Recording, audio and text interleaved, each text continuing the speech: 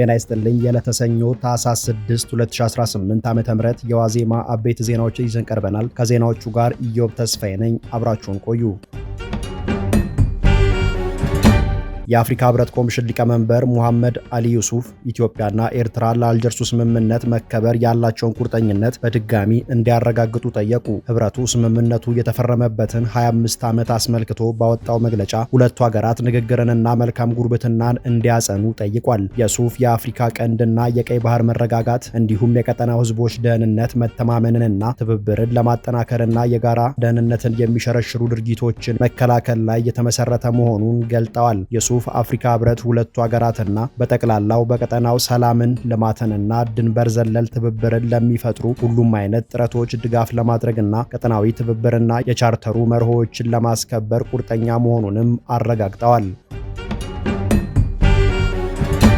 ባለፈው ዓመት የጤና ባለሙያዎችን የሥራ ማቆም አድማ በማህበራዊ መገናኛ ዘዴዎች ላይ ያስተባበረው ቡድን ከዛሬ ሰኞ ጀምሮ ሁለተኛ ዙር የሥራ ማቆም አድማ ጠራ። ቡድኑ ጤና ሚኒስቴርም ሆነ የክልሎች ጤና ቢሮዎች የጤና ባለሙያዎችን ህጋዊና የህልውና ጥያቄዎች እስካልመለሱ ድረስ ትግሉን አጠናክሮ እንደሚቀጥል አስታውቋል። በተለያዩ የማስተማሪያና ሌሎች ሆስፒታሎች የሚሰሩ ጥቂት ባለሙያዎች የትርፍ ሰዓት ክፍያ መስተካከሉን ተከትሎ የሥራ ማቆም አድማውን ለመቀላቀል ፍላጎት የሌላቸው መሆኑን ተረድቻለሁ ያለው አስተባባሪ ቡድኑ ሁለተኛውን የሥራ ማቆም አድማ የማይቀላቀሉ ባለሙያዎች ወደፊት ለሚደርሱባቸው የመብት ጥሰቶች ኃላፊነት አልወስድም በማለት አስጠንቅቋል። ቡድኑ በተለያዩ ክልሎች የጤና ባለሙያዎች ማስፈራራትና የእገዳ ዛቻ እየደረሰባቸው ይገኛል በማለት ድርጊቶቹን አውግዟል።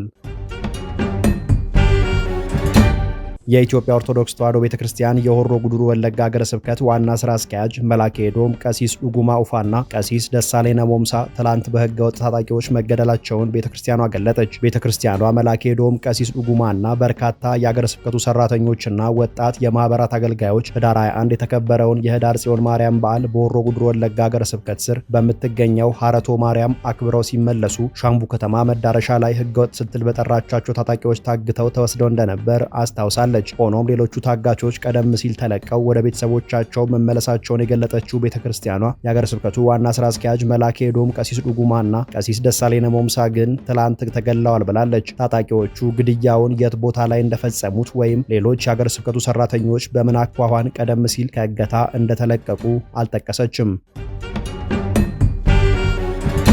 ተቃዋሚው የሲዳማ ፌዴራሊስት ፓርቲ በቀጣዩ ሀገራዊ ምርጫ በሲዳማ ክልላዊ ምርጫ ለመወዳደር ዝግጁ እንደሆነ አስታውቋል። ፓርቲው በክልሉ በ19ኙም የምርጫ ክልሎች የሚወዳደሩ እጩዎችን መልምሎ ለብሔራዊ ምርጫ ቦርድ እንዲያቀርብ የሥራ አስፈጻሚ ኮሚቴው አቅጣጫ ማስቀመጡን ፓርቲው ትላንት ምሽት ባወጣው መግለጫ ገልጧል። ከምርጫ ቦርድና ከመንግስታዊ አካላት ይደርሱብኛል ያላቸውን ተግዳሮቶችና ወደፊት ሊገጥሙት የሚችሉትን መሰናክሎች በውይይትና በንግግር ለመፍታት ጥረት እንደሚያደርግም ፓርቲው ጠቁሟል። ፓርቲው ምርጫ ቦርድ ላገድኳቸው የቀድሞ አመራሮች እውቅና ሰጥቷል የሚል ክስ ሲያቀርብ መቆየቱ አይዘነጋም።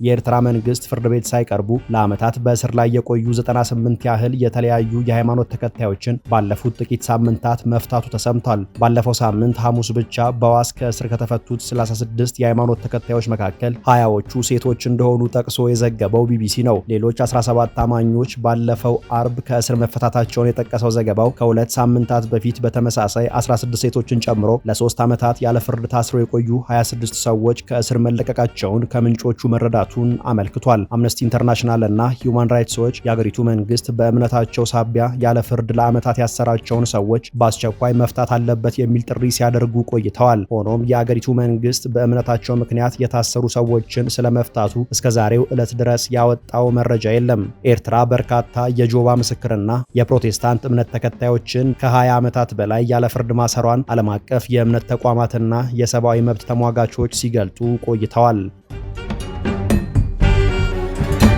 አውሮፓ ህብረት በሶማሊያ ለተሰማራው የአፍሪካ ህብረት ድጋፍ ሰጪና ማረጋጊያ ተልዕኮ የገንዘብ ድጋፍ ለማድረግ ፍላጎት እንዳለው ፍንጭ መስጠቱን ዘኢስት አፍሪካን ዘግቧል። ህብረቱ የገንዘብ ድጋፉን ለመቀጠል ቁርጠኛ መሆኑን የህብረቱ ቃል አቀባይ መናገራቸውን ዘገባው ጠቅሷል። ቃል አቀባዩ ህብረቱ ለተልዕኮ የሚሰጠው የገንዘብ ድጋፍ ምን አይነት ቅርጽ እንደሚኖረው ወደፊት ይገልጣል ብለዋል ተብሏል። ህብረቱ የገንዘብ ድጋፉን ለመቀጠል ያቀደው ከአፍሪካ ህብረት ጋር ተስፋ ሰጪ ንግግሮችን ካደረገ በኋላ መሆኑንም ዘገባው አመልክቷል። የቀድሞ ተልዕኮ ዋና ዋነኛ የገንዘብ ድጋፍ ምንጭ የነበረው አውሮፓ ህብረት ተተኪው ተልዕኮ ባለፈው ጥር ከጀመረ ወዲህ ግን የገንዘብ ድጋፍ አድርጎ አያውቅም። ለዕለቱ የያዝናቸው መረጃዎቻችን እነዚህ ነበሩ። ተጨማሪ የዋዜማ ዜናዎችንና መረጃዎችን ዋዜማ ሬዲዮ ብላችሁ በማህበራዊ ገጾቻችን ታገኛላችሁ። ጤና ይስጥልኝ።